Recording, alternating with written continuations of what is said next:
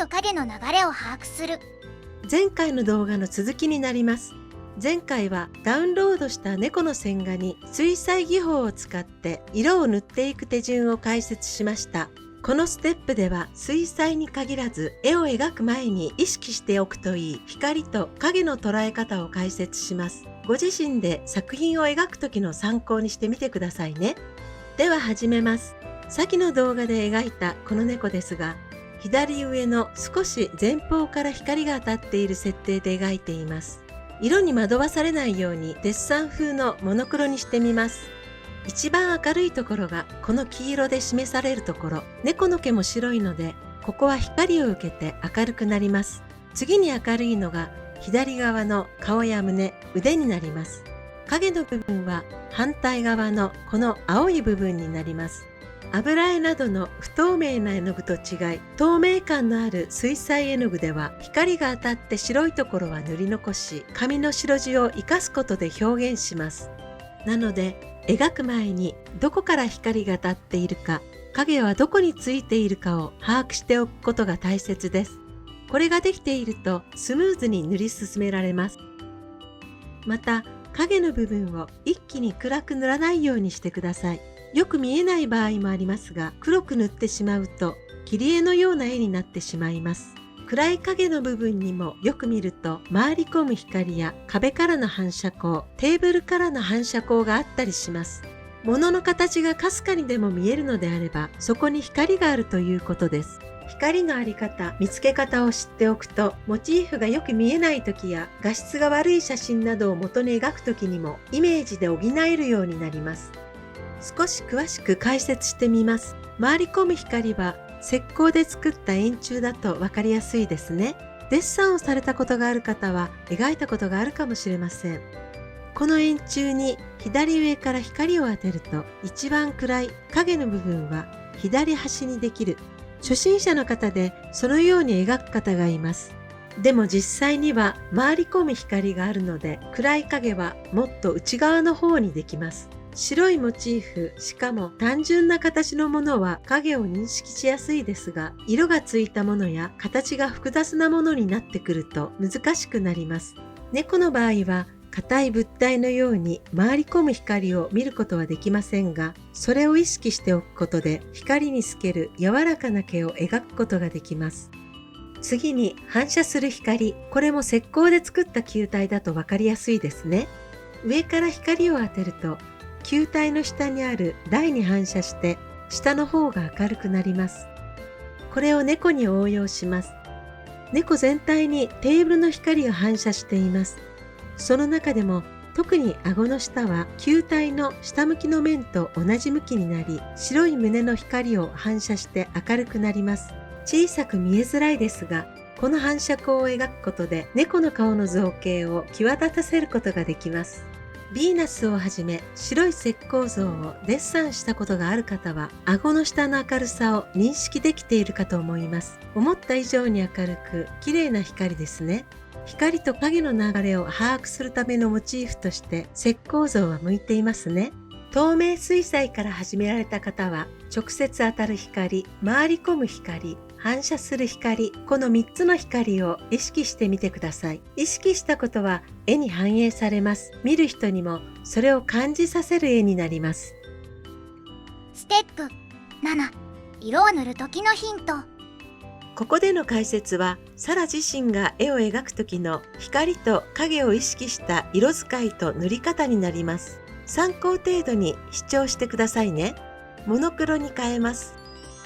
ステップ6で解説したように、一番明るいところ、つまり塗り残すところを確認しておきます。光が当たっていて白い毛のここになります。逆に一番暗いところはここになります。猫の縞模様と重なり、一番暗く見えます。色を重ねたり、暗い色の絵の具で塗ります。モノクロと言っていますが、色彩を灰色に置き換えたグレースケールでの表現ですね。この幅が広いほどリアリティのある絵になります。ここでは明るさ、明度だけで表現していますが、これに彩度と色味が加わっていくことで、以前の動画で解説した十二色相関へとつながっていきます。その色相感でもさらに明度と彩度を変えることで幅広い色を作り出すことができます。透明水彩では水の量で色の調整をします。ペールトーンであれば水を多く、ライトやブライトであれば水を少なくといった具合です。不透明な絵の具のように白を混ぜて明るくしないようにしてください。白を混ぜてしまうと不透明になります。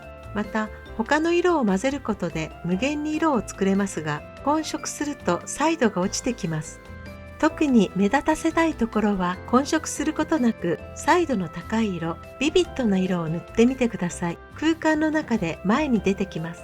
また色を塗るときに見えたままの色をそのまま塗ることもできますが、別の色を置いても構いません。灰色になる影の部分に明るい色を取り入れることでも影を表現できます。猫の顎の下には明るいブルーとピンクで影をつけています。モノクロで見た時にトーンが一致していれば違和感がありません。色の響き合いを出すためにピンクやブルーも最初のウォッシュの段階で下地の色として使っています。ブルーは温度の違いを感じさせることができる色です。ここで使用したブルーはホリゾンブルー。ハイライトの近くに置くと爽やかに響く暖かな青です。同じ青でもお腹の下の影の部分にはセドリアンブルーを使用。澄んだ水のような透明感のある青です。影の部分にはコバルトブルー。ひやりとした冷たさを感じさせる青です。ステップ8、水彩技法を使った異なる表現。ここで使った技法を少し解説しておきます。耳の部分は細い筆を使ってウェットオンドライで描き、耳の輪郭をくっきり出しました。逆に左足の部分は大きな筆を使ってウェットインウェットで塗り、ふわりと輪郭をぼかすことで形を逃がしています。技法を使い分けることで一枚の絵の中でもメリハリをつけた表現をすることができます。まとめ、自分で絵を描くとき、意識しておくといいポイント。今回の動画では光と影の流れを把握する見方、3つの光のあり方をメインに解説しました。色がついていると把握しづらいですが、このモノクロでの見方をマスターしておくと描きやすくなります。大まかな光と影の流れは目を細めてみると見えてきます。スマホで写真を撮ってモノクロモードに変えることで光と影の流れを客観的に把握することもできます。試してみてくださいね。また、色を塗るときはそのトーンに合わせて塗るとうまく塗り進められます。今回の動画から視聴された方、描いてみようかなと思われた方は、ホームページ、水彩セラピー水彩時間のカタログページから線画をダウンロードできます。水彩技法に関しては、先の動画で詳しく解説していますが、Kindle の本、水彩9つの基本技法では、技法をマスターするための線画を付録で付けています。ダウンロードして薄い水彩紙に印刷するだけで下絵が完成。塗り絵感覚で始められます。水彩を始める小さなステップにしてくださいね。絵を描くだけでなく、見るのも飾るのも好きという方には、京都にあるレンタルアートカシエをご紹介します。サラのオリジナルの絵もここからレンタルできます。季節感のある絵や気分をアップする絵、毎月選んだ絵が届き、購入もできます。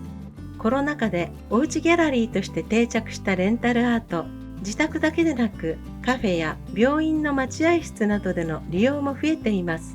これらの詳細は下記概要欄にリンクを貼っておきます。